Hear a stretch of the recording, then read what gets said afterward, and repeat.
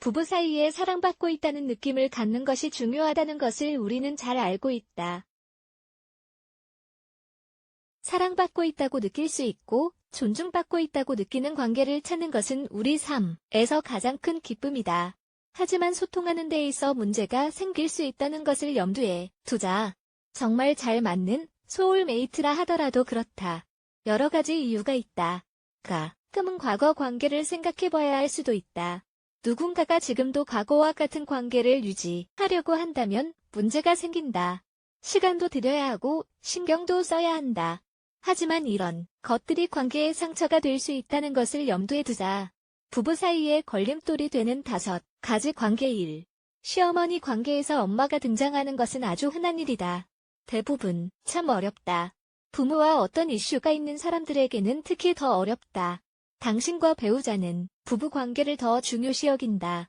하지만 엄마는 당신의 삶에서 제일 중요한 사람으로 계속 남고 싶어 하는 것이다. 이런 경우 제일 좋은 것은 인내하는 것이다. 내 아이가 결혼을 하면 어떤 느낌일지 상상해보자. 보통 배우자의 엄마와 좋은 관계를 유지하는 게 좋다. 좋은 관계를 유지할 때 어떤 한계를 설정해야 한다. 어떤 시어머니들은 다른 사람들보다 더 까다로울 수도 있다. 그렇다면 좀 더 인내하도록 하자. 2.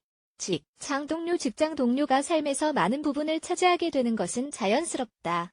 직장에서는 좋은 태도를 유지해야 한다. 이것은 동료들이 보는 당신의 일부이다.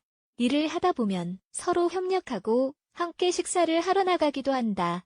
하지만 대부분의 사람들이 집에서는 다르게 행동한다. 이런 것을 받아들이는 게 좀 어려울 수도 있다. 아마 아직 끝나지 않은 집안일이 있는데 배우자가 협조적이지 않을 수 있다. 집에서는 직장 동료와 연락을 많이 하지 않아야 한다. 또 따로 시간을 내 동료를 만나는 것도 자제해야 한다. 시기심이 유발될 수 있다. 친구를 만나러 나갈 때에는 배우자가 화를 잘 내지 않을 것이다. 하지만 여러 가지로 생각해보는 게 중요하다. 배우자가 항상 다른 성을 가진 사람을 만나러 간다면 어떤 느낌일지 스스로 생각해보자. 3. 친한 친구 부정, 할 수 없다. 이것은 누구에게나 해당되는 문제다. 우리는 배우자의 제일 친한 친구의 시기심을 느낀다.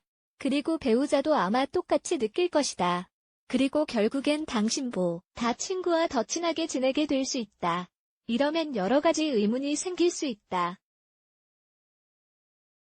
우정이 부부 관계를 망친다는 생각이 들 수도 있다. 뭔가가 잘못되어가고 있다고 생각할 수도 있다. 제일 중요한 것은 배우자와 늘 커뮤니케이션을 하는 것이다. 이런 것들이 신경 쓰인다고 솔직하게 말하자. 또 불필요한 것으로 괜히 긴장 상황을 만들기 싫다고 말하자. 배우자는 어떻게 해야 할지 생각해보고 경계를 설정해야 할 것이다. 그리고 배우자도 똑같이 느낄 수 있다는 것은 기억해두자. 부부 사이의 개인적인 시간과 공간을 존중해주자. 4. 애완동물 이상하게 들릴 수도 있겠지만 애완동물과의 관계도 부부 사이에 안 좋은 영향을 미칠 수 있다. 애완동물 한 마리만 있을 때 보통 이런 일이 나타난다. 애완동물은 조건 없이 사랑하기 때문이다. 하지만 이것은 부부 관계의 사랑과는 다르다. 물론 당신의 배우자는 삶의 어떤 문제보다 애완동물의 신경 쓰는 게 더 쉽다고 느낄 수는 있다. 이런 게 나타나면 주의해야 한다. 애완동물이 침대 위에서 배우자 옆에 있다면 생각해봐야 할 문제다. 또 배우자보다 애완동물을 더 사랑할 때에도 생각해봐야 한다. 5. 개인 트레이너 운동을 하면 여러 가지 호르몬이 흐른다. 운동을 할 때 생성되는 주 호르몬은 엔돌핀이다. 이 호르몬은 행복하게 만들어준다. 이 때문에 헬스장은 애인을 만들기 쉬운 공간이다. 물론 애인이 없을 때의 말이다. 당신이 트레이너와 오랫동안 수다를 떤다면 배우자는 시기할 수 있다.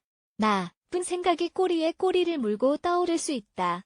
건강한 관계를 만들고 싶다면 이것을 염두에 두자. 트레이너와는 운동만 하는 것이다. 트레이너를 바꾸라는 게 아니다.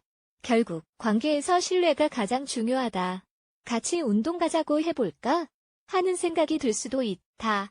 만약 같이 가본다면 트레이너는 모든 사람을 똑같이 대하고 있다는 것을 확인할 수 있을 것이다. 관계에 있어 한계를 설정하고 신뢰하는 게 중요하다. 타인과 함께 살기로 결정하면 그 사람은 이제 가족이 되는 것이다. 그들을 위해 보낼 시간을 얻어야 한다. 1. 아이들 등은 삶에서 중요한 것들이다. 하지만 함께 살기로 결정했다는 것을 기억해두자. 결혼을 했다면 배우자는 삶의 동반자이다. 이런 관계로 부부 관계를 망치지 말자. 경계를 설정하고 서로 소통하며 신뢰해야 한다.